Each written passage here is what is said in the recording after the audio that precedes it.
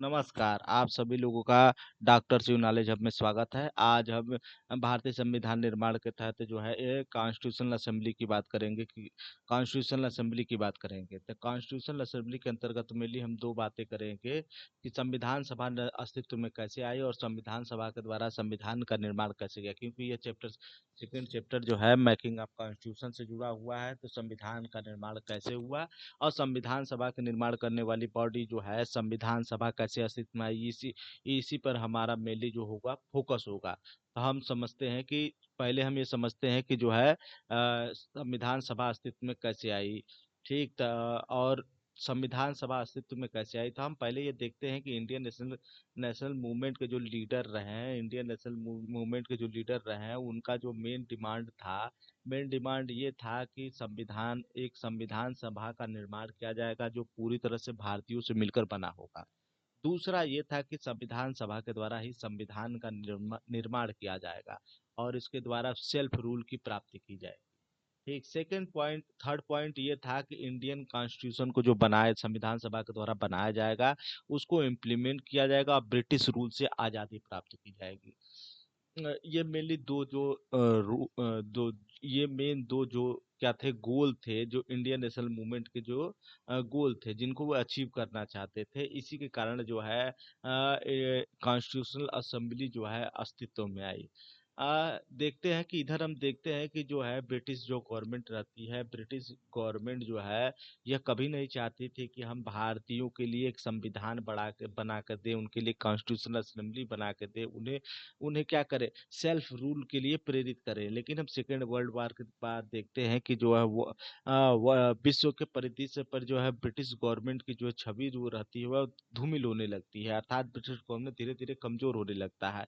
तो ऐसी परिस्थिति में ब्रिटिश गवर्नमेंट कंडीशन जो है वो खराब हो जाती है। तो क्योंकि ब्रिटिश एम्पायर का जो क्षेत्र था वो पूरे विश्व में फैला हुआ था। ब्रिटिश गवर्नमेंट ने कई देशों को अपनी कॉलोनीज बनाया था, तो सभी कॉलोनीज को जो है एक साथ उन पर शासन करना संभव नहीं था। ऐसी परिस्थिति में जो है ब्रिटिश गवर्नमेंट को जो क्या करना पड़ा, अपनी कॉलोनीज को फ्री करना पड़ा और उनको अपने लिए संविधान निर्माण करने के लिए अधिकार देने के लिए बाध्य होना पड़ा। ये जो मेन कारण रहे जिसके वजह से जो है संविधान सभा जो है अस्तित्व में आई और भारत जो आजाद हुआ। तो इसमें महत्वपूर्ण भूमिका जो है इंडियन नेशनल मूवमेंट के लीडरों ने निभाई है। तो संविधान सभा की बात करते हैं, तो संविधान सभा पर आते हैं। तो हम देखते हैं जो है संविधान सभा क्या है। तो संविधान सभा संविधान के निर्माण करने की जो है एक पहला फेज है, पहली अवस्था है, जिसके द्वारा जो है संविधान के निर्माण करने की दिशा में एक पहला प्रयास किया गया। और संविधान सभा के निर्माण करने की दिशा में जो पहला प्रयास रहा ब्रिटिश गवर्नमेंट के द्वारा, जब हम देखते हैं सेकेंड वर्ल्ड वॉर के बाद हम देखते हैं कि ब्रिटिश गवर्नमेंट की जो छवि थी वो वैश्विक पटल पर जो है धूमिल होने लगी। ब्रिटिश गवर्नमेंट धीरे धीरे कमजोर होना, आर्थिक मंदी का शिकार होने लगा। तो ऐसी परिस्थिति में उसको ये समझ में आया कि हम ज़्यादा देर तक जो है अन्य देशों को अपनी कॉलोनीज बनाकर नहीं रख सकते। ऐसी परिस्थिति में उन्हें स्वतंत्र करना उनकी जो है बाध्यता हो गई थी या मजबूरी हो गई थी। तो इसी के मद्देनजर जो है उसी इसी बात को ध्यान में रखते हुए पावर ट्रांसफर के मद्देनजर 11 मार्च 1940 को जो है ब्रिटिश गवर्नमेंट के द्वारा भारत क्रिप्स मिशन भेजा गया। क्रिप्स मिशन का जो मेन पर्पज था वह यह पर्पज था कि भारत में क्या करना था, भारत को जो है पावर ट्रांसफर करना था, डोमिनियन स्टेट जो है का दर्जा प्रदान करना जो था इस क्रिप्स मिशन का मेन उद्देश्य था। यह जो किप्स मिशन ही जो था, केवल यही एक प्रयास नहीं था भारत को पावर ट्रांसफर करने की दिशा में ब्रिटिश गवर्नमेंट के द्वारा अन्य कई प्रयास किए गए। लेकिन अनेक प्रयासों में जो है ब्रिटिश गवर्नमेंट जो है वो फेल हो गई। तो हम देखते हैं कि जब यह ब्रिटिश गवर्नमेंट आती है, तो क्योंकि संविधान सभा की मांग जो है 1934 से हुई होना शुरू हो गया था। भारत में 1934 से ही भारतीयों के द्वारा संविधान सभा की मांग उठनी शुरू हो गई थी। 1934 में जो है एम एन राय के द्वारा संविधान सभा की प्रथम बार मांग की गई थी। यह एक कम्युनिस्ट फिलोसोफर रहे थे। 1935 में जो आधिकारिक तौर पर तो जो भारतीय राष्ट्रीय कांग्रेस के द्वारा जो है संविधान सभा के निर्माण की बात की गई थी या मांग की गई थी। उसके बाद 1938 में हम देखते हैं कि 1938 में पंडित जवाहरलाल नेहरू के द्वारा पहली बार संविधान सभा के निर्माण की बात की गई थी, जो वयस्क मताधिकार पर चुने गए प्रतिनिधियों के माध्यम से बना होगा। उनके उसी के द्वारा जो है संविधान का निर्माण होगा। ऐसी बातें ऐसी डिमांड की जा रही थी भारतीयों के द्वारा। इसी इन्हीं सब बातों को ध्यान में रखते हुए जो ब्रिटिश गवर्नमेंट थी, क्योंकि वैश्विक स्तर पर जो है जो ब्रिटिश गवर्नमेंट की छवि थी वैसे भी धूमिल हो गई थी, और इंटरनेशनल दबाव ब्रिटिश गवर्नमेंट पर अलग बना हुआ था कि भारत को आज़ाद कर दे। डेमोक्रेटिक कंट्रियों की संख्या अब धीरे-धीरे बढ़ रही थी। अब जो है तो ऐसी परिस्थिति में ब्रिटिश गवर्नमेंट को मजबूरन भारत को जो है पावर ट्रांसफर करने के लिए, अर्थात उसकी सत्ता वापस करने, आजाद करने की दिशा में जो है पहला कदम करना पड़ा। पहला जो है क्या करना, कदम उठाना पड़ा। इसे इसे हम जो ब्रिटिश सरकार का सैद्धांतिक जो था स्वरूप के रूप में स्वीकार कर लिया। जो नेहरू नेहरू ने डिमांड की थी, पंडित जवाहरलाल नेहरू ने डिमांड की थी कि हम क्या करना चाहिए, संविधान सभा का एक निर्माण होना चाहिए जो वयस्क मताधिकार पर आधारित होगा, और यह जो संविधान सभा होगी, इस संविधान सभा के द्वारा ही संविधान का निर्माण किया जाए। जो ये सैद्धांतिक मांग जो पंडित जवाहरलाल नेहरू द्वारा उठाई गई थी, इसको जो है ब्रिटिश गवर्नमेंट के द्वारा स्वीकार कर लिया गया, और इसी दिशा में संविधान सभा के निर्माण की दिशा में, भारत में पावर ट्रांसफर की दिशा में, भारत की आज़ादी की दिशा में जो है ब्रिटिश गवर्नमेंट के द्वारा पहला कदम उठाया गया, जिसे अगस्त प्रस्ताव के रूप में जानते हैं। अगस्त प्रस्ताव 1940 के रूप में हम जानते हैं। सन 1900 ये जो है 11 मार्च जो है 1940 को जो है क्या हुआ कि जो ये किप्स मिशन था, यह भारत आया। किप्स मिशन के जो अध्यक्ष थे सर स्टेफर्ड क्रिप्स थे। सर स्टेफर्ड क्रिप्स का मेन उद्देश्य यह था कि भारत को पावर ट्रांसफर करना था, लेकिन पावर ट्रांसफर करना था, ये मेन मोटू ये था। इसके कुछ प्रोविजन ये थे कि जो भारत को होगा वो डोमिनियन स्टेट का दर्जा दिया जाएगा। डोमिनियन स्टेट का दिया जाता, भारतीय रियासतों को जो है पृथक होने का अधिकार दिया जाएगा। ये जो प्रोविजन, कुछ उसमें प्रोविजन थे जो क्रिप्स मिशन में पावर ट्रांसफर का जो प्रपोजल लेके आया था कि सत्ता जो है अब भारतीयों को दी जाएगी, भारत जो होगा वो स्वतंत्र होगा, स्वतंत्र मुल्क होगा। तो उसके अंतर्गत कुछ प्रोविजन किए गए थे जिनमें भारत को एक डोमिनियन स्टेट के रूप में दर्जा देने की बात हुई थी। वो भारत के अंदर अंतर्गत आने वाले जितने रियासत होंगे उनको जो होगा स्वतंत्र होने का अधिकार देने का जो है प्रावधान जो है क्रिप्स मिशन में किया गया था। लेकिन बात ये थी कि ये जो प्रस्ताव था, जब ये क्रिप्स मिशन जो प्रस्ताव लेकर या प्रपोजल लेकर आया, पावर ट्रांसफर का प्रपोजल ले आया, तो इंडिया के जो विभिन्न पॉलिटिकल पार्टी थे, जैसे कांग्रेस थे, मुस्लिम लीग थे, हिंदू सभा थे, और जो इंडियन प्रिंस थे, जो राजवाड़े थे, उनके सामने जब यह प्रस्ताव रखते हैं, ठीक, तो वह यह प्रस्ताव रखते हैं और ये कहते हैं कि यह प्रस्ताव या तो आप पूर्णतः मानेंगे या तो इसे आप रिजेक्ट कर देंगे। तो जो मुस्लिम लीग और कांग्रेस दोनों के द्वारा जो है इस प्रस्ताव को जो है वह खारिज कर दिया गया, रिजेक्ट कर दिया गया। मुस्लिम लीग की यह डिमांड थी कि हमें एक अलग कॉन्स्टिट्यूशनल असेंबली का निर्माण करके दिया जाए। हम और इसके साथ ही मुस्लिम लीग की यह भी डिमांड थी कि इंडिया को टू पार्टों में, टू डोमिनियन स्टेट के रूप में डिवाइड किया जाए। हिंदू बहुसंख्यक क्षेत्र जो होंगे वो इंडिया, और मुस्लिम बहुसंख्यक जो क्षेत्र होंगे उसे पाकिस्तान के रूप में जो है अथराइज किया जाए या जाना जाए। ठीक है, ये मुस्लिम लीग की डिमांड थी, इस कारण मुस्लिम लीग द्वारा जो है क्रिप्स प्रस्ताव को जो है खारिज कर दिया गया। इधर जो है इधर जो है इंडियन नेशनल कांग्रेस के द्वारा यह बात, इस आधार पर क्रिप्स मिशन के प्रस्ताव को जो है वह खारिज कर दिया गया कि इससे जो है रियासतों में पृथक्करण का भाव बढ़ेगा, जो है कम्युनल भाव बढ़ेगा, सांप्रदायिकता बढ़ेगी। इससे क्या होगा, पृथक्करण का भाव भाव जन्म लेगा। भारत की अखंडता, एकता जो है, अछूतता जो होगी, वह जो है, वह नहीं बनी रहेगी। भारत टुकड़ों-टुकड़ों में विखंडित हो जाएगा। ये सब इन आधारों पर जो है भारतीय राष्ट्रीय कांग्रेस के द्वारा जो है क्रिप्स मिशन के प्रस्ताव को खारिज कर दिया गया। जब क्रिप्स मिशन के प्रस्ताव को और क्रिप्स मिशन का प्रस्ताव जब लेकर आए थे सर स्टीफन क्रिप्स, तो उनका ये भी कहना था कि यह प्रस्ताव जो है सेकेंड वर्ल्ड वॉर के बाद, जब वर्ल्ड वॉर समाप्त हो जाएगा, तो उसके बाद यह जो है क्या होगा, यह जो प्रोविजन है वो इम्प्लीमेंट किया जाएगा। लेकिन भारत के जो डिफरेंट पॉलिटिकल पार्टी रहती हैं उस समय, मुस्लिम लीग, कांग्रेस और ये जो हिंदू महासभा और इंडियन प्रिंसेस जो रहते हैं, राजवाड़े रहते हैं, उनके द्वारा ये प्रस्ताव को जो है खारिज कर दिया जाता है। फिर इधर हम देखते हैं कि सेकेंड वर्ल्ड वॉर के बाद क्या होता है। अब ये तो पहला स्टेप था, या पहला कह सकते हैं पहल था, जो है ब्रिटिश गवर्नमेंट के द्वारा जो इंडिया में पावर ट्रांसफर के लिए, भारत में संविधान निर्माण के लिए या संविधान सभा के निर्माण के लिए जो पहला कदम उठाया गया। ठीक। तो दूसरा कदम जो रहा इसके बाद जो है, सेकेंड वर्ल्ड वॉर के बाद जो है, जब ब्रिटेन में जो है गवर्नमेंट बदलती है, लेबर पार्टी की गवर्नमेंट आती है, लेबर पार्टी के एंटनी जो है, एटवी के नेतृत्व में जो है, एंटनी जो है इंग्लैंड में जो है प्रधानमंत्री बनते हैं।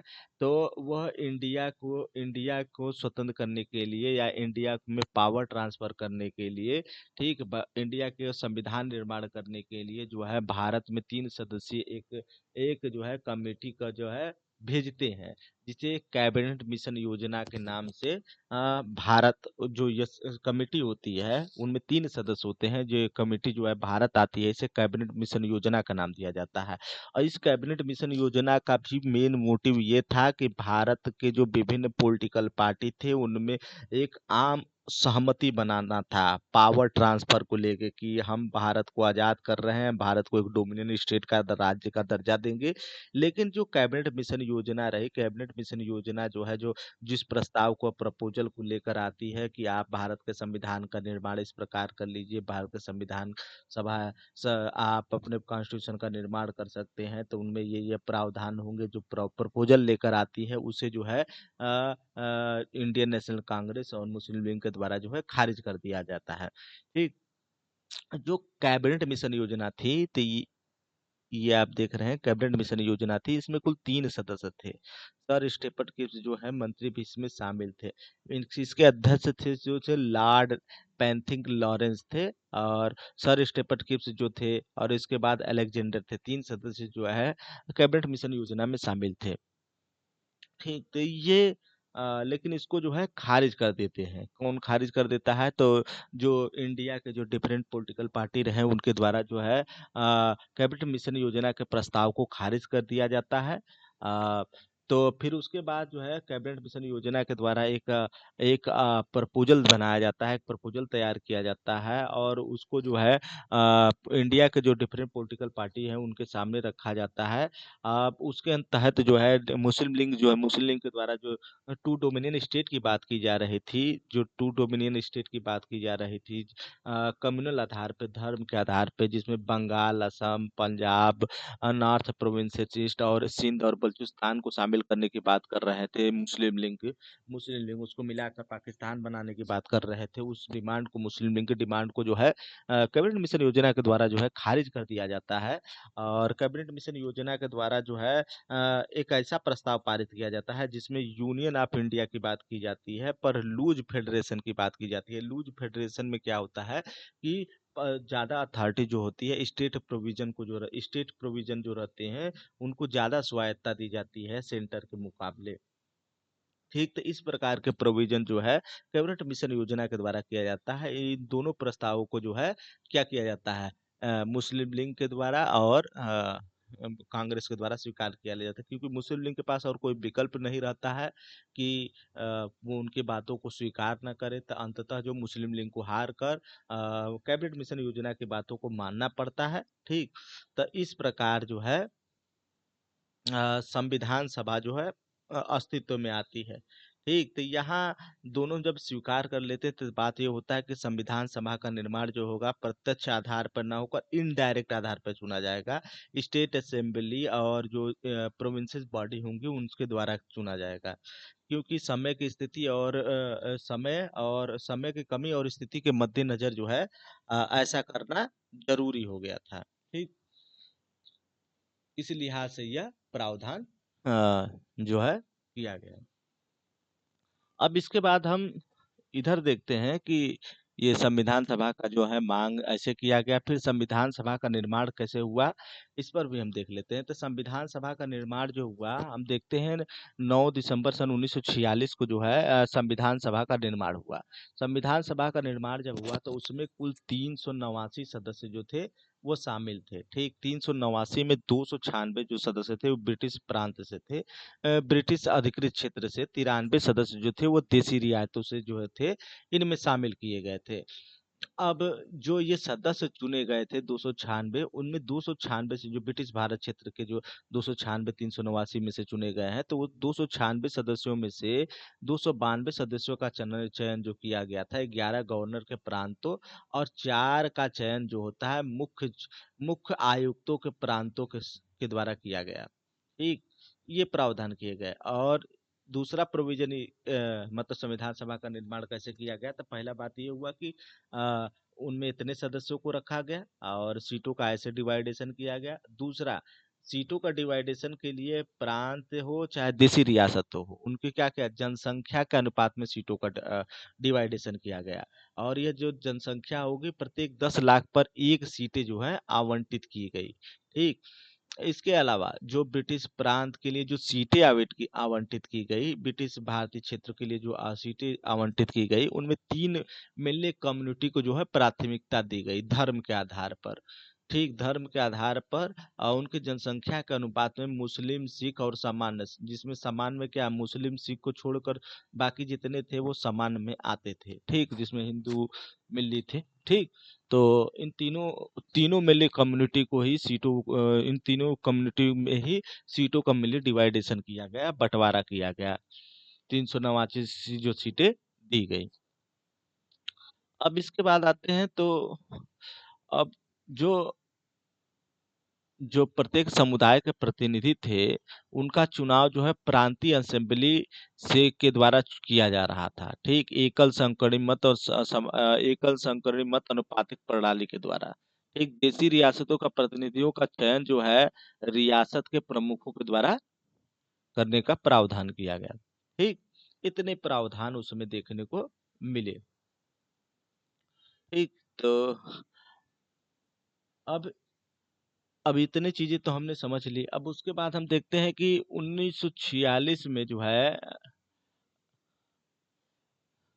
अब इसमें जो है ये देखते हैं कि पहले तो हमने ये बात कर ही ली थी कि इसमें देखिए 200, अब ये तो हो गया उसके आधार पर धर्म के आधार पर हो गया। अब इसके अलावा पॉलिटिकल पार्टी के आधार पर भी सीटों का डिवाइडेशन किया गया, जिसमें 208 सीटें जो है कांग्रेस को दी गई, 73 सीटें जो है अ, ये पॉलिटिकल पार्टी के आधार पर है। उसमें उसमें जो था वो जनसंख्या के आधार पर और क्षेत्रों का आधार पर दिखाया गया था, क्षेत्र मिली क्षेत्रों के आधार पर उसमें दिखाया गया था।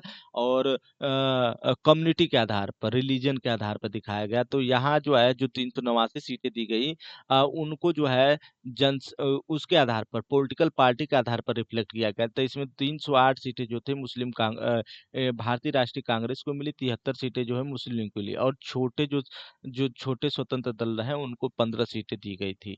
ठीक, और देसी रियासतों को 93 सीटें दी गई थी, हालांकि वो सीटें भर नहीं पाई थी। ठीक, अब हमने पहले ही बताया कि इसमें जो हिंदू थे, सिख थे, इसके अलावा समान थे। समान में कौन कौन आते थे, तो देखिए समान में जो थे फारसी, आंग्ल, भारतीय, सब सब जो है अनुसूचित जाति, जनजाति, ये सब हिंदू हिंदू धर्म के जो है पार्टी समान में सबको इन्हीं को डाल दिया गया। ठीक है, मेनली सिख और इनको मुसलमानों को छोड़कर बाकी समान में ये सब आते थे। ठीक, तो इनमें महिलाएं भी शामिल थी जो भारतीय संविधान सभा का निर्माण किया गया। कुल 15 महिलाएं जो थी संविधान सभा में शामिल थी। ठीक, तब इसके बाद कार्य प्रणाली पर आते हैं, तो देखते हैं कि कार्य प्रणाली पर बात करते हैं कि संविधान सभा ने कार्य कैसे किया। तो हम देखते हैं 6 दिसंबर 1946 को जो है संविधान सभा का निर्माण किया गया 9 दिसंबर 1946 को जो है संविधान सभा का जो है पहली बैठक हुई, और संविधान सभा की जब पहली बैठक हुई तो उसके स्थायी अध्यक्ष जो है डॉक्टर सच्चिदानंद सिन्हा को बनाया गया। ठीक, उसके बाद 11 दिसंबर 1900 जो है 46 को जो है संविधान सभा का जो है स्थायी अध्यक्ष जब दूसरी बैठक हुई तो उसमें स्थायी अध्यक्ष जो है डॉक्टर राजेंद्र प्रसाद को बनाया गया, और दो उपाध्यक्ष एच एच सी मुखर्जी और टी वी कृष्णमाचारी को जो है संविधान सभा का उपाध्यक्ष जो है नॉमिनेट किया गया। ठीक, तो ये प्रावधान किए गए। हाँ, अब ये जो संविधान सभा बना था तो इसको इतना चीजें हमने समझ ली। अब देखिए इसके बाद क्या हुआ, 13 दिसंबर 1946 को, 11 दिसंबर 1946 को क्या हुआ, संविधान डॉक्टर राजेंद्र प्रसाद को जो है स्थायी सदस्य बना दिया गया। अब उसके बाद 13 दिसंबर 1946 को जो है पंडित जवाहरलाल नेहरू के द्वारा जो है संविधान सभा का उद्देश्य प्रस्ताव प्रस्तुत किया गया। तो उद्देश्य प्रस्ताव जो प्रस्तुत किया गया 13 दिसंबर 1946 को, 11 दिसंबर को जब डॉक्टर राजेंद्र प्रसाद जो है अध्यक्ष बन गए और उपाध्यक्ष जो है एच सी मुखर्जी और टी वी कृष्णमाचारी बन गए। उसके बाद 13 दिसंबर 1946 को पंडित जवाहरलाल नेहरू द्वारा संविधान सभा का जो है संविधान सभा में एक उद्देश्य प्रस्ताव प्रस्तुत किया गया, जिसका मेन पर्पज क्या था कि संवैधानिक संरचना का ढांचा एवं दर्शन को रिफ्लेक्ट कराना था। अब मोटा मोटी ये कह सकते हैं कि संविधान जो पंडित जवाहरलाल नेहरू द्वारा उद्देश्य प्रस्ताव जो प्रस्तुत किया गया उसमें संविधान की संरचना कैसी होगी, दर्शन क्या होंगे, क्या क्या आदर्श शामिल होंगे, इन तमाम बातों को जो है इस उद्देश्य प्रस्ताव में रखा गया। इस उद्देश्य प्रस्ताव के माध्यम से संविधान सभा के सम्मुख रखा गया।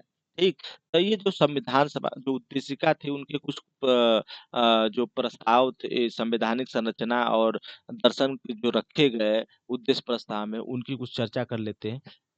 देख लेते हैं कि उनमें क्या-क्या चीज़ें कुछ शामिल थी, उन थोड़ी बहुत चीज़ें उस पर चर्चा कर लेना ज़रूरी है। तो पहले चीज़ें क्या थी कि उद्देश्य प्रस्ताव में जो बताया था कि जवाहरलाल नेहरू ने कि भारत का संविधान कैसा होगा, तो उसमें कहा गया कि भारत एक स्वतंत्र संप्रभु गणराज्य होगा, ठीक? ऐसा जो है भविष्यवाणी किया गया है। वो बताया गया कि भारत जो हम लोग जो भारत का संविधान निर्माण करेंगे, वह क्या होगा? स्वतंत्र संप्रभु गणराज्य घोषित किया गया, ठीक? भारत के जो क्षेत्र होंगे, अब ये कहा गया कि ब्रिटिश भारत के जो क्षेत्र, भारत राज्य में शामिल सभी क्षेत्र, भारत से बाहर के इस प्रकार के सभी क्षेत्र तथा अन्य क्षेत्र जो इसमें शामिल होंगे वो क्या होंगे, भारत का हिस्सा होंगे। ये बताया गया कि कौन कौन जो होंगे भारत का हिस्सा, इंडियन टेरिटरी के अंदर कर कौन कौन जो है से क्षेत्र आएंगे। ये बातें जो है उसमें बताया गया, किसमें जो प्रस्ताव जो है उद्देश्य प्रस्ताव जो है पंडित जवाहरलाल नेहरू जो रखते हैं। इसके अलावा पंडित जवाहरलाल नेहरू के द्वारा जो है सभी क्षेत्रों और सीमाओं का निर्धारण जो कैसे किया जाएगा, तो संविधान सभा के द्वारा किया जाएगा कि कहाँ किसका को जो है कौन सा क्षेत्र होगा, क्या उसकी सीमाएं होंगी, क्या पावर होंगी, क्या अथॉरिटी होगी। ठीक, इन सभी चीजों के बारे में जो है निर्धारण करने का अधिकार किसको होगा, तो संविधान सभा को होगा।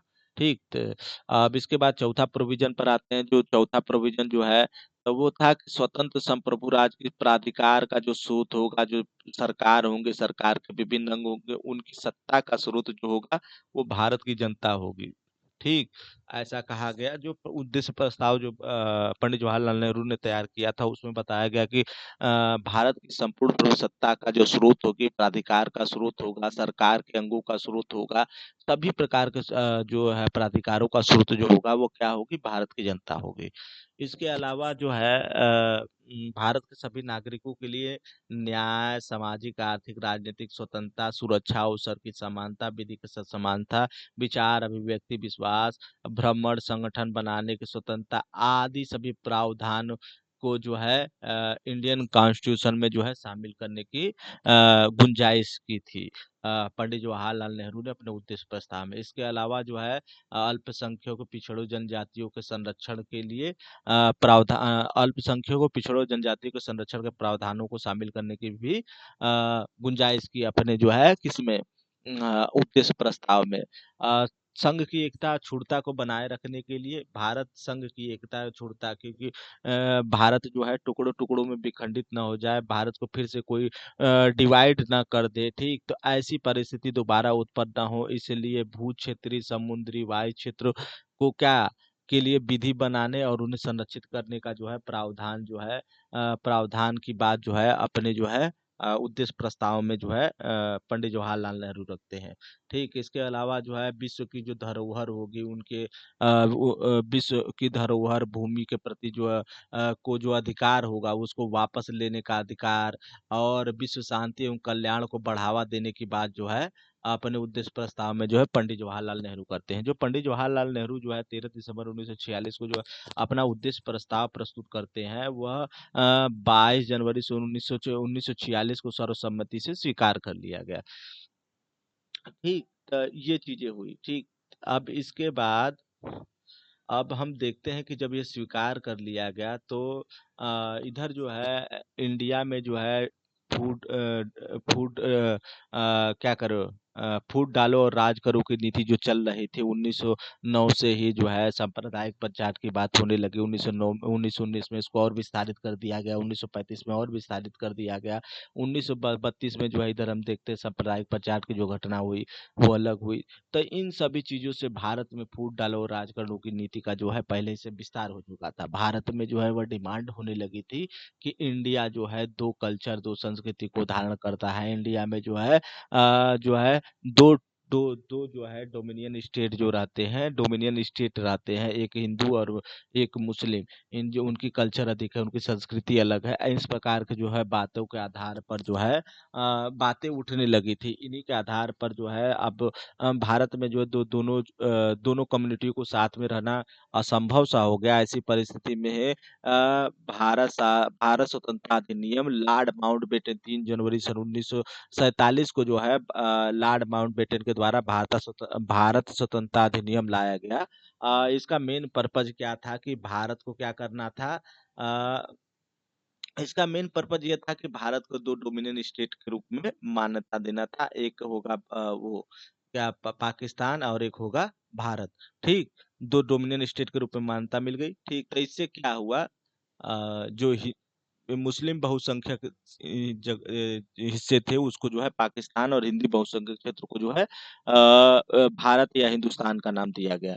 ठीक, तो ये प्रावधान जो है इसमें किए गए। तो 1947 जो स्वतंत्रता जो अधिनियम लाया गया उसके उससे क्या इम्पैक्ट पड़ा, उसके क्या प्रावधान रहे उसकी भी चर्चा कर लेते हैं। तो संविधान सभा को पूरी तरह से संप्रभु निकाय बना दिया गया। अब इससे क्या हुआ कि जो है इंडियन मुस्लिम लीग जो थी वो उसका भी डिवाइडेशन हो गया। उन्होंने अपने लिए अलग एक संविधान सभा का निर्माण किया, अपने लिए एक संविधान की अलग बनाने की मांग की, अपने लिए एक अलग देश की मांग की। तो उन्होंने अपना एक अलग कॉन्स्टिट्यूशनल असेंबली का निर्माण किया। तो इस प्रकार जो है जो इंडियन कॉन्स्टिट्यूशनल असेंबली थी वह क्या हो गई, पूरी तरह से संप्रभु हो गई और वह स्वैच्छिक हो गई कि वो किसी प्रकार के भी नियम कानून बना सकती थी।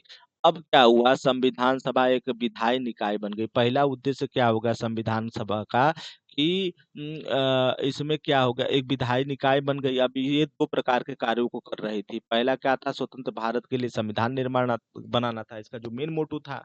अब अब क्या हुआ कि देश के लोगों के लिए कानून बनाना भी इसका जो है उद्देश्य बन गया या कार्य हो गया। मुख्य कार्य ये 2 संविधान सभा के उभर कर सामने आए। ठीक, तो ये देखने को मिला। अब कुल मिला-जुला कर ये कह सकते हैं कि संविधान सभा जो है पहली संसद बनकर जो है भारत में उभरी। ठीक, अब इसमें जो मुख्य बात है, वो मुख्य बात ये है कि जब संविधान सभा के रूप में जब इसकी बैठक होती थी, तब इसकी अध्यक्षता जो है डॉक्टर राजेंद्र प्रसाद के द्वारा किया जा सकता था। जब बतौर विधायिका जो है इसकी अध्यक्षता होती थी, तब जीबी मालवंकन के द्वारा जो है इसकी अध्यक्षता की जाती थी। जब संविधान सभा के रूप में जो है इसकी बैठक होती थी, तो ये जो है इसकी अध्यक्षता डॉक्टर राजेंद्र प्रसाद करते थे। अब जब बतौर विधायिका की बात होती है अर्थात संसद के रूप में कार्य करती थी, तब जीबी मालवंकर के द्वारा जो है इसकी अध्यक्षता की जाती थी। यह कार्य जो है 26 नवंबर 1949 तक ऐसे ही चलता रहा, जब तक संविधान जो है पूरी तरह से लागू नहीं हो गया या बन नहीं गया।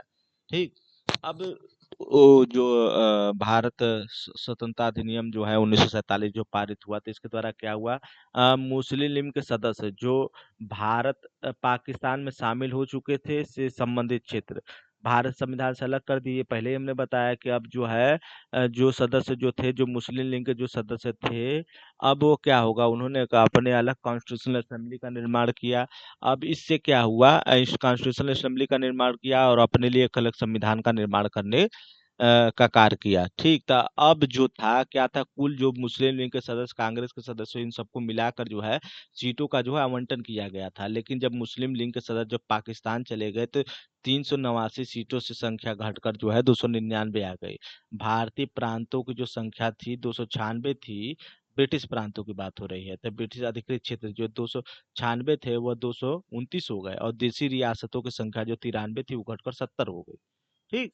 ये कुछ प्रावधान देखने को मिले हैं, या कुछ जो है हानियां कह सकते हैं ये हुई, जब भारतीय स्वतंत्रता अधिनियम या लॉर्ड माउंटबेटन योजना जो है भारत में इम्प्लीमेंट की गई। इसके साथ ही संविधान सभा के द्वारा अन्य भी कुछ कार्य किए गए। तो संविधान सभा के द्वारा अन्य क्या काम किए गए, तो मई 1949 में राष्ट्रमंडल में भारत की सदस्यता का सत्यापन करने का कार्य संविधान सभा के द्वारा किया गया। 22 जुलाई सन 1947 को राष्ट्रीय ध्वज को जो है मान्यता दिया गया संविधान सभा के द्वारा। उसके बाद जो है 24 जनवरी 1950 को जो है राष्ट्रीय गान को जो है मान्यता दिया गया, किसके द्वारा, तो संविधान सभा के द्वारा। उसके बाद 24 जनवरी 1950 को राष्ट्रीय गीत को जो है संविधान सभा के द्वारा मान्यता दिया गया।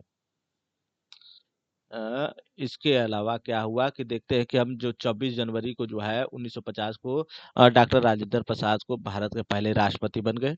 अब जो संविधान बना, संविधान सभा द्वारा जो संविधान का निर्माण किया गया, उसको निर्माण करने में कुल जो है कुल 2 वर्ष 11 माह 18 दिन का समय लगा।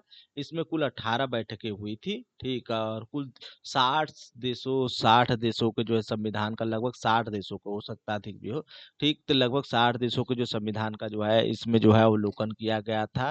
अवलोकन के आधार पर जो है क्या हुआ, संविधान का निर्माण किया गया। अब प्रारूप जो समिति बनी थी संविधान के निर्माण के लिए, उसने जो है 114 दिन तक जो है अपने इस पर जो है प्रारूप पर विचार विमर्श किया। कुल 5 वाचन हुए थे इस पर, लगातार जो है 5 वाचन हुए। तो 5 वाचन 5 स्टेपों में जो है फॉलो कर कर जो है संविधान का निर्माण किया गया। इस पर लगभग 64 लाख रुपए खर्च किए गए थे संविधान निर्माण पर। ठीक। तो 26 जनवरी 1950 को जो है संविधान सभा अंतिम रूप से अंतिम बैठक हुई थी संविधान सभा की। ठीक। तो 26 जनवरी 1950, ठीक। जब तक ये 26 जनवरी 1950 तक, जब तक आम चुनाव नहीं हुआ, नई संसद का निर्माण नहीं हुआ, तब तक जो अंतिम संसद के रूप में जो है संविधान सभा ने काम किया था। ठीक। अब देखते हैं संविधान सभा की कुछ समितियों के, तो संविधान सभा के द्वारा संविधान निर्माण का, क्योंकि संविधान सभा का मुख्य काम क्या था, संविधान का निर्माण करना था। तो इन संविधान के निर्माण करने के लिए संविधान सभा को विभिन्न विषयों के एक्सपर्ट की कई समितियां गठित करनी पड़ी थी। इसमें कई कुछ बड़ी समितियां थी, कुछ छोटी समितियां थी। तो कुल 8 बड़ी समितियां थी जिनका काम जो है संविधान निर्माण करना था। इसके अलावा कुछ अन्य छोटी समितियां थी जो छोटे मुद्दे पर जो है कार्य कर रही थी। ठीक। तो यह समितियां भी एग्जाम की दृष्टि से बहुत महत्वपूर्ण है, तो इनकी भी चर्चा कर लेते हैं, देखते हैं। तो संघ शक्ति समिति के जो अध्यक्ष थे पंडित जवाहरलाल नेहरू थे। संघ संविधान समिति के अध्यक्ष कौन थे, जवाहरलाल नेहरू थे। प्रांतीय संविधान समिति जो बनी थी उसके अध्यक्ष थे सरदार पटेल थे। इसके बाद प्रारूप समिति थी, प्रारूप समिति एक बनी थी, उसके अध्यक्ष जो थे डॉक्टर भीमराव अम्बेडकर। ये सबसे महत्वपूर्ण समिति थी संविधान सभा की, जिसका मुख्य काम था भारतीय संविधान का जो है निर्माण करना था। ठीक। इसके बाद 5वीं समिति थी मौलिक अधिकारों की, अल्पसंख्यकों की, जनजाति, बहिष्कृत क्षेत्रों के सलाहकार समिति जो थी, उसके अध्यक्ष कौन थे, सरदार पटेल थे। इसके अलावा जो इसकी 5 उप समितियां बनाई गई थी। मौलिक अधिकार की उप समिति, इसके अध्यक्ष कौन थे, जेबी कृपलानी थे। अल्पसंख्यकों की उप समिति, इसके अध्यक्ष जो थे एच.सी. मुखर्जी थे। अब इसके बाद उत्तर पूर्वी सीमांत जनजाति क्षेत्र असम को छोड़कर आंशिक रूप से छोड़े गए क्षेत्र के लिए उप समिति बनाई गई थी, जिसके अध्यक्ष थे गोपीनाथ बरदोई थे। घ अब आते हैं चौथा, चौथे छोड़े गए और अन्य शेष क्षेत्र को छोड़कर क्षेत्र असम में संचित क्षेत्रों के अलावा के लिए उप समिति गठित की गई थी। उसके अध्यक्ष थे ए बी ठक्कर थे। पश्चिमी उत्तर पश्चिमी फ्रंटियर जनजातीय उप समिति थी। अब उसके बाद आते हैं प्रक्रिया नियम समिति। प्रक्रिया नियम समिति का अध्यक्ष थे डॉक्टर राजेंद्र प्रसाद। राज्यों के लिए समिति एक बनाई गई थी, उसके अध्यक्ष थे जवाहरलाल नेहरू। एक संचालन समिति बनाई गई थी, बड़ी भी समिति यहाँ सब थी, इसके अध्यक्ष थे डॉक्टर राजेंद्र प्रसाद। अब आते हैं कुछ छोटी समितियां बनाई गई थी संविधान निर्माण के संबंध में। तब वित्त एवं कर्मचारी समिति जो थी वह, उसके अध्यक्ष थे डॉक्टर राजेंद्र प्रसाद। अब इसके बाद आते हैं प्रत्यायक समिति, इसके अध्यक्ष जो थे अलायदी कृष्णा स्वामी अय्यर थे। अब उसके बाद सदन समिति थी, पट्टा भी सीतारमैया जो थे इसके अध्यक्ष थे। कार्य संचालक समिति, इसके अध्यक्ष थे के एम मुंशी थे। राष्ट्र ध्वज संबंधित या तदर्थ समिति जो थी इसके अध्यक्ष जो थे डॉक्टर राजेंद्र प्रसाद थे। संविधान सभा के लिए एक समिति बनी थी, संविधान सभा कार्यों के लिए एक समिति बनी थी, उसके अध्यक्ष थे जीबी मालवकर। सर्वोच्च न्यायालय के लिए एक तदर्थ समिति बनी थी, उसके अध्यक्ष थे वरदाचारी थे। मुख्य आयुक्तों के प्रांतों के लिए एक समिति बनी थी, उसके अध्यक्ष थे पट्टा भी सीतारमैया जी। अब उसके बाद संविधान सभा के वित्तीय प्रावधान संबंधित समिति थी, उसके अध्यक्ष थे नलिनी रंजन सरकार जी। अब उसके बाद आते हैं भाषाई प्रांतीय आयोग का गठन किया गया था, एस के ढरे थे। अब उसके बाद प्रारूप समिति की जांच के लिए एक विशेष समिति का अध्ययन किया गया था, उसके अध्यक्ष थे जवाहरलाल नेहरू। अब उसके बाद प्रेस दीर्घा समिति का गठन किया गया था, इसके अध्यक्ष थे उषा नाथ सेन थे। अब उसके बाद आते हैं नागरिकता पर तदर्थ समिति का गठन किया गया था, इसके अध्यक्ष थे एस वरदाचारी थे। ठीक। अब ये जो समितियां बनाई गई थी, बड़ी छोटी समितियां बनाई गई, इसमें जो महत्वपूर्ण समिति है वह प्रारूप समिति है। प्रारूप समिति पर एक बृहत्तम चर्चा कर लेना जरूरी है, क्योंकि ये महत्वपूर्ण समिति है। तो प्रारूप समिति का गठन जो है 29 अगस्त 1947 को हुआ। इसमें कुल 7 सदस्य थे, इसका अध्यक्ष जो थे डॉक्टर भीमराव अम्बेडकर थे। इसके अलावा 6 अन्य सदस्यों में ये भी बार बार पूछता है, गोपाल स्वामी अयंगर, अलादी कृष्ण स्वामी अयंगर। अ, चौथे जो है डॉक्टर के एम मुंशी, पांचवे जो है सैयद मोहम्मद सादुल्ला जो है। उसके बाद छठे जो है एम माधव राव जो है। बाल मित्र की जगह इन्हें जो है स्वास्थ्य कारणों से त्याग पत्र देना पड़ा था। उसके बाद जो है टी एच कृष्णा स्वामी जी हैं। 1948 में जो है डी खेतान की मृत्यु के बाद उनकी जगह पर जो है कृष्ण स्वामी अय्यर। ठीक, तो ये जो थे जो क्या कहते हैं प्रारूप समिति से संबंधित कुछ प्रावधान थे। अब इसके बाद जो है, अब हम देखते हैं प्रारूप समिति जो है, प्रारूप समिति ने कुल 6 माह से भी कम समय लिया था संविधान का निर्माण करने के लिए। 141 बैठकें इसके दौरान उसने की थी। ठीक, तो संविधान सभा के जो है संविधान सभा का या संविधान सभा के प्रभाव की भी हम चर्चा कर लेते हैं। तो इसको मोटा मोटी हम ऐसे ही समझा देते हैं। तो देखिए, जब ये संविधान सभा जब ये हुआ, संविधान लागू हुआ।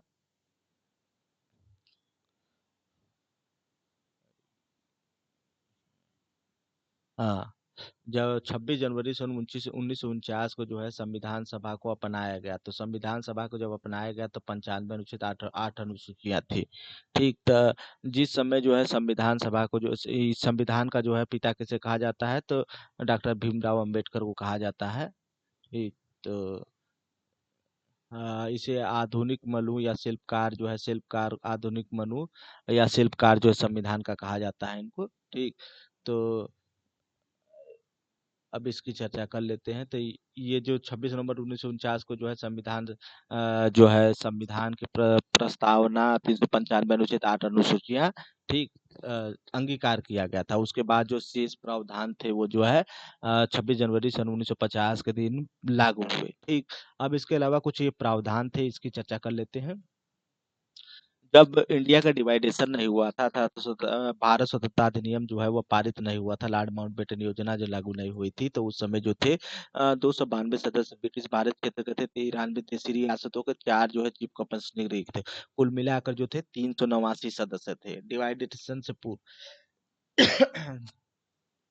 अब देखते हैं कि इनमें विभिन्न पॉलिटिकल पार्टी रहे थे। ये तो चित्रों के आधार पर पॉलिटिकल पार्टी जो रहे थे उसमें भारतीय राष्ट्रीय कांग्रेस का जो था वो 208 थे, 73 जो था मुस्लिम लीग को मिला था, इंडिपेंडेंट जो था तो उसको 8 सीटें मिली थी। इसके अलावा कुछ अन्य जो है पॉलिटिकल पार्टी जो है उनका जो है सारणी दी दी हुई है, जैसे यूनिस्टिक पार्टी जो है एक हो गया, यूनिस्टिक मुस्लिम्स हो गया एक हो गया, यूनिस्टिक शेड्यूल कास्ट एक हो गया, ठीक, कृषक प्रजा पार्टी एक हो गया, शेड्यूल कास्ट फेडरेशन एक हो गया, सिख नॉन कांग्रेस एक हो गया, कम्युनिस्ट पार्टी एक हो गया।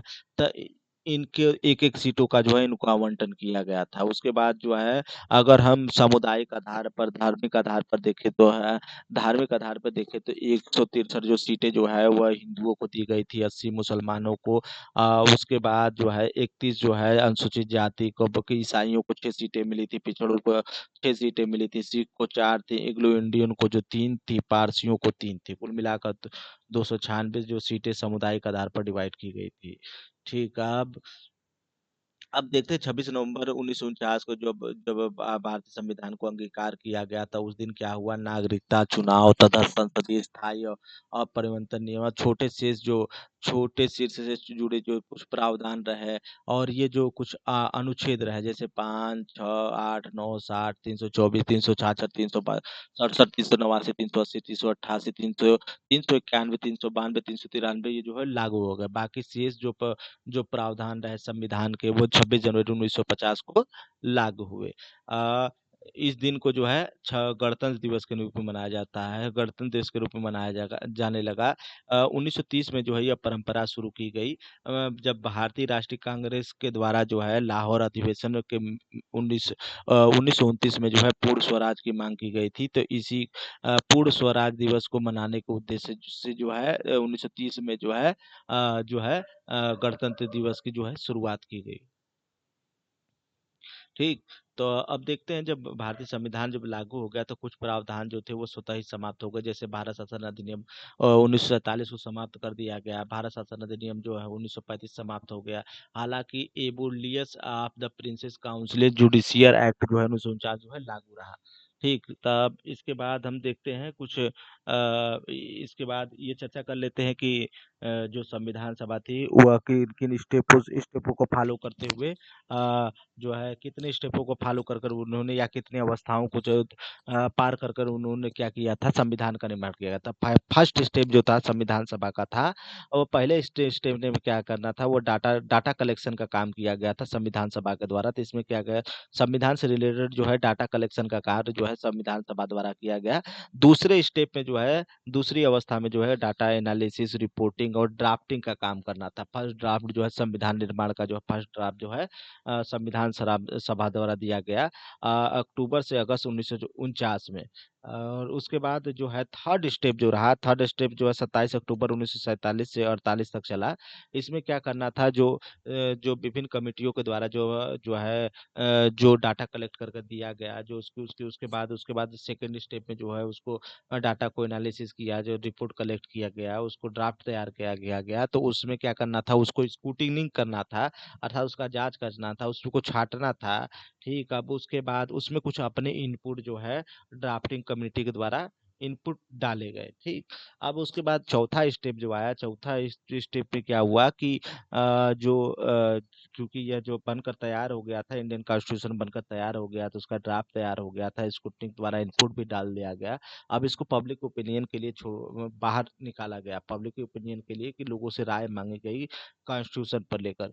तो ये जो समय रहा 15 नवंबर 1948 से 1949 तक का समय रहा, तो इसमें जो हुआ पब्लिक ओपिनियन मांगी गई। ठीक, लगभग एक महीना यह जो समय रहा 15 नवंबर सन 1948 से जो है 17 अक्टूबर 1949 तक का समय रहा, जब ये पब्लिक ओपिनियन के लिए छोड़ा गया। उसके बाद जो है पांचवे जो है ड्राफ्ट फाइव जो पांचवा जो स्टेप रहा, उसमें क्या हुआ कुछ सुधार किए गए, जब पब्लिक ओपिनियन मिले उस उन पब्लिक ओपिनियन के आधार पर जो है कॉन्स्टिट्यूशन में सुधार किया गया और फाइनल ड्राफ्ट तैयार किया गया। अब इसके बाद जो है 26 नवंबर 1949 को जो है संविधान सभा के द्वारा जो है संविधान को अंगीकार कर लिया गया। इस प्रकार जो है संविधान निर्माण की जो है प्रक्रिया पूरी हुई। ठीक, तो संविधान सभा की जो है कुछ आलोचना भी की गई, जो विभिन्न आलोचकों के द्वारा। वह कहते हैं कि यह प्रतिनिधियों की निकाय नहीं थी, यह जो है ब्रिटिश गवर्नमेंट के द्वारा बनाया गया जो था वो निकाय था। संविधान सभा जो है, आलोचकों का यह जो है इसमें तर्क है कि ये जो है ब्रिटिश गवर्नमेंट, ये वयस्क मताधिकार पे भी नहीं चुना गया था, ये ब्रिटिश गवर्नमेंट का एक प्रतिनिधित्व करता था। दूसरा जो है संप्रभुता का, इसमें संप्रभुता का अभाव था, क्योंकि ये ब्रिटिश प्रस्तावों के आधार पर तैयार किया गया था। दूसरा समय की बर्बादी हुई। तीसरा जो है समय की बर्बादी हुई। अमेरिका में जो है मात्र 4 महीने के अंतर इस संविधान का निर्माण कर दिया गया, और यहाँ जो है इतना समय लगा, 2 वर्ष 11 माह 18 दिन। अब इसमें जो है चौथा जो आर्गुमेंट ये रहता है कि इसमें जो है कांग्रेस का प्रभुत्व रहा है संविधान सभा में। ठीक, अब उसके बाद पांचवा आर्गुमेंट ये है कि वकीलों और राजनीतिकों का बोलाबाला रहा, मतलब वकीलों और राजनेताओं का ही संविधान सभा में बोलाबाला देखने को मिला। छठा आर्गुमेंट ये है जो है इनका आलोचकों का कि हिंदुओं का ही इसमें वर्चस्व रहा, संविधान सभा में हिंदुओं का मिली वर्चस्व देखने को रहा। जो ब्रिटिश जो प्रधानमंत्री है वो टिप्पणी करते हुए बोलते हैं कि जो भारत में केवल एक ही बड़े समुदाय का जो है संविधान सभा में प्रतिनिधित्व देखने को मिला। ठीक, अब इसके बाद यह कुछ सीटें हैं जो प्रांतों वाइज जो है डिस्ट्रीब्यूट की गई थी। तो ब्रिटिश अधिकृत क्षेत्र के लिए जो मद्रास को 49 दिया गया, बॉम्बे को 21, पश्चिम बंगाल को 19, संयुक्त प्रांत को 55, पूर्वी पंजाब को जो 12, बिहार को 36, मध्य प्रांत बराक को 17, असम को 8, उड़ीसा को 9, दिल्ली को 1। ठीक, अब इसके बाद आते हैं अजमेर मेवाड़ को 1, कुर्ग को 1। अब उसके बाद जो देसी रियाती प्रोविंसेस या रजवाड़े हैं उनको कुल 70 सीटें आवंटित की गई थी। तो अलवर को जो है 1 मिला, बरोड़ा को 3 मिला, जो है भोपाल को 1, बीकानेर को 1, कोचीन को 1, ग्वालियर को 4, इंदौर को 1, जयपुर को 3, जोधपुर को 2, कोल्हापुर को 1, कोटा को 1, मयूरभंज को 1, मंसूर को 7, पटियाला को 2, रीवा को 2, त्रिवेणीपुर को 6, उदयपुर को 2, सिक्किम और बराकपुर समूह को 1, त्रिपुरा मणिपुर खासी राज्य समूह को 1, उसके बाद उत्तर प्रदेश राज्य समूह को 1, पूर्वी राज्य समूह को 3, मध्य भारत राज्य समूह बुंदेलखंड मलवा सहित 3, पश्चिम भारत राज्य को 4, गुजरात राज्य समूह को 2, दक्कन और मद्रास राज्य समूह को 3, पूर्वी राज्य समूह को 4, पूर्वी राज समूह 1 को जो है 3, शेष राज समूह को जो है 4। कुल इस प्रकार 99 जो सीटें जो है प्रोविंसेस या रजवाड़ों को दी गई थी। अब संविधान सभा पर एक नजर डाल लेते हैं, तो कुल जो है 11 जो है अधिवेशन जो है संविधान सभा के जो बुलाए गए थे, ये कुल 11 अधिवेशनों की सूची है। ठीक, तो इस प्रकार हमने आज भारत में जो संविधान निर्माण की प्रक्रिया को समझा। भारत में संविधान का निर्माण कैसे हुआ, भारत के संविधान का निर्माण करने वाली संस्था संविधान सभा के विषय में समझा। संविधान सभा के द्वारा जो है किस प्रकार जो है भारत में संविधान का निर्माण किया गया है, इसको समझने का प्रयास किया। इस प्रकार आज की क्लास में हमने इन तमाम बिंदुओं की चर्चा की। तो अगली क्लास में फिर मिलते हैं भारतीय संविधान की विशेषताओं के साथ। तब तक के लिए धन्यवाद।